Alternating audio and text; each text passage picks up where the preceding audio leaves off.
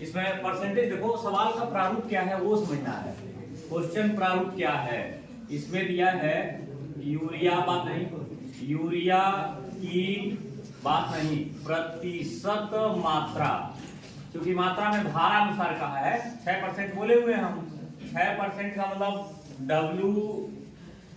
W वाला है, तो इसका यह मतलब हो गया कि यूरिया की मात्रा, इसमें यूरिया की मात्रा 6 ग्राम हो गई, मान ले रहे हैं 6 ग्राम है, तो जिसमें ये घोले हैं वो बिलियन बना है, अर्थात बिलियन की मात्रा, आयतन नहीं, बिलियन की मात्रा कितनी हो गई 100 ग्राम, और जब बिलियन में से हम बिलियन मात्रा यानी यूरिया को घटा देंगे तो बनेगा विलायक।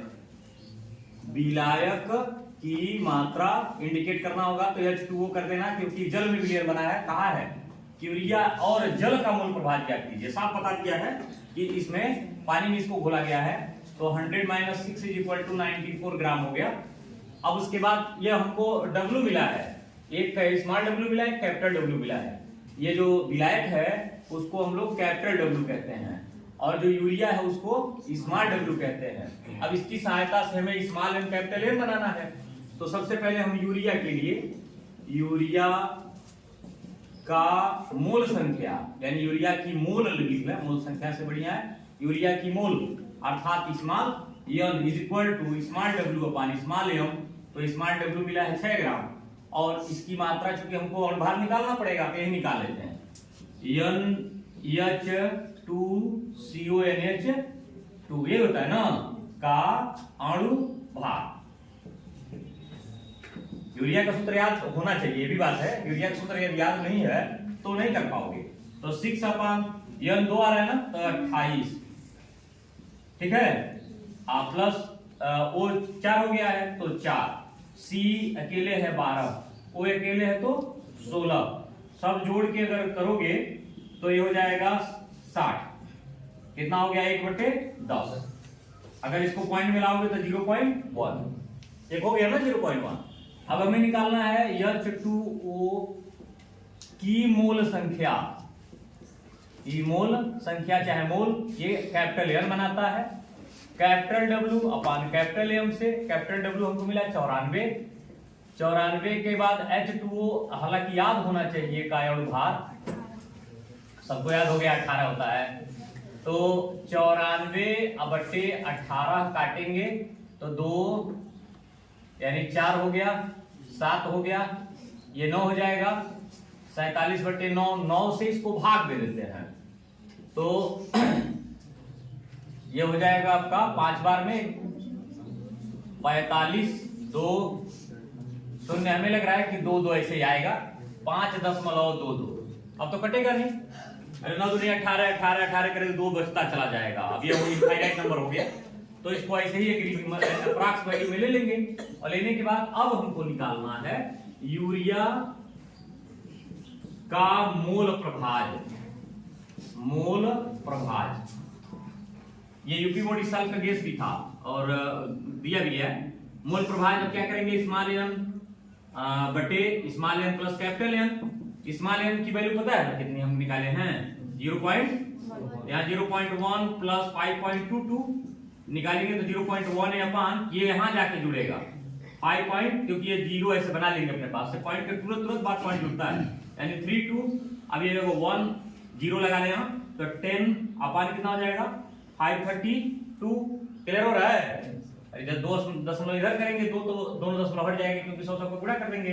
अब 10 को काटे चाहे 5 करना है, हालांकि 10 को ही काट दो, 532 हो रहा है, पॉइंट लगाए, फिर एक बार और, अभी भी 2 बार नहीं जाएगा, अब 9 अर्थात 0.009, ये हो गया किसका, यूरिया का। एक और बचा है ना, H2O का मोल प्रभाज, और याद होगा मैं क्या बताया था, 1 - 0.009 से भी कर लेना, तो ऐसा जब करोगे तो 0 पॉइंट ऐसे कर लेंगे, और ये बचेगा 1990, यानी 0.991 अप्रॉक्स हो गया, ये भी अप्रॉक्स ही है, ये भी आंसर हो गया और आपका ये भी आंसर हो गया, कहेंगे तो डायरेक्ट वाला हो गया। तो इनडायरेक्ट वाला लगा लेना। तुम्हारे हाथ में है H2O का मोल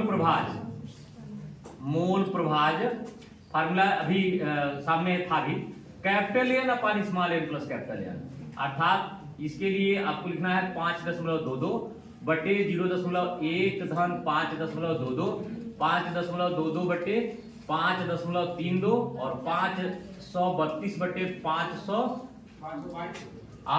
अच्छा 522 बटे 532। अब इसी को काटना है। हमें लग रहा है कि लगभग बराबर दिख रहा है, ऐसा लग रहा है जैसे एक में कट जाएगा, लेकिन एक में नहीं, ये कुछ पॉइंट कम है, 10 पॉइंट कम है, तो 0.9 में जाएगा, श्योर है। करके देख लेना 0.9 में जाएगा कि नहीं जाएगा। समझ में आ रहा है? मतलब इससे भी तो नहीं आएगा 0.99 अप्रॉक्स 1 हो सकता है कि ये 0.6 हो जाए, 0.7 हो जाए, लेकिन तीसरे अंक पे आते आते 0.991 कर लोगे, आंसर हो जाएगा। तो एक ये तरीका है, एक ये पूरा तरीका है। जैसा तरीका तुम्हें अपनाना होगा वो अपना लेना। मोल प्रभाज को कैलकुलेट इस तरह से कर सकते हो।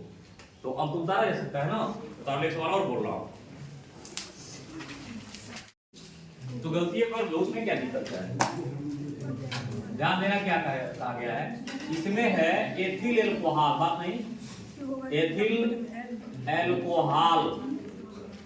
एथिल एल्कोहल की मात्रा है ना, की मात्रा दिया हुआ है 46 ग्राम, और जल की मात्रा भी दी गई है। जल की मात्रा प्रश्न से निकाल के बाहर कर दिए, जल की मात्रा 36 ग्राम। अब यही जल का अणुभार ले लो, जल का अणुभार निकालना है, ये तो डायरेक्ट निकाल सकते हो, 18 कर दिए। और यही एथिल एल्कोहल का भी कर लो, हालांकि जोड़ना पड़ेगा इसका, एथिल एल्कोहल के लिए का अणुभार C2H5OH, अर्थात 2 गुणे 12, 5 गुणे 1 धन 16 धन 1, ऐसे अलग अलग ही निकाल दिए, तो 24 धन 6 धन 16, 46 हो गया। अब इसके बाद हमको जल की मोल संख्या भी कहे थे कि जिसको मन करे उसको यह मानो, हमारे लिए इसमें कोई प्रतिबंध नहीं लगा है, इसे हम कैपिटल ए नहीं मान रहे हैं फिलहाल। तो ये हो जाएगा कैपिटल W बटे capital M is equal to, capital W मिला हम लोग को 36 बटे 18, काट दिए तो आ गया 2, और एथिल एल्कोहल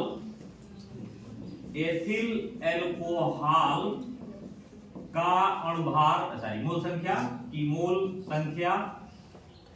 संख्या निकालना है। तो हो गया स्मॉल w स्मॉल हम वैसे अपने पास लिख दिए, और इसमें मिला है 46, तो इसको काट करके कर दिए। अब आप करो एथिल एल्कोहल का मोल प्रभाज, एथिल एल्कोहल का मोल अंश चाहे मोल प्रभाज। तो एथिल एल्कोहल वाला हमने क्या माना है, स्मॉल एन ना, स्मॉल एन कर दिया, तो small N upon small N plus capital N is equal to 1 upon 1 plus 2 is equal to 1 upon 3 is equal to 0.33। इसमें जहां तक ले जाना 33 ले जाओ, कटेगा नहीं, उतना ही बचता चला जाएगा। सबको पता है 1/3 क्या है। और उसके बाद जल का मोल अंश समझ में आ रहा है ना, वही मोल प्रभाजी है मोल अंश। इसको capital N upon small N plus capital N से 2 बटे यहाँ 1 धन 2 अर्थात 2/3, और इसको जब हल करना है तो 6 आ रहा है यहाँ, तो इसको 2 अंक तक लाएंगे तो 0.67 हो जाएगा। अब इन दोनों का ऐड करेंगे ना तो 1 होगा। मोल प्रभाज में मोल अंशों का या मोल प्रभाजों का जो योग होता है वही का ही आता है, एक आना चाहिए, तब जाके सही होगा। ये हो गया, इस तरह से हम कर सकते हैं।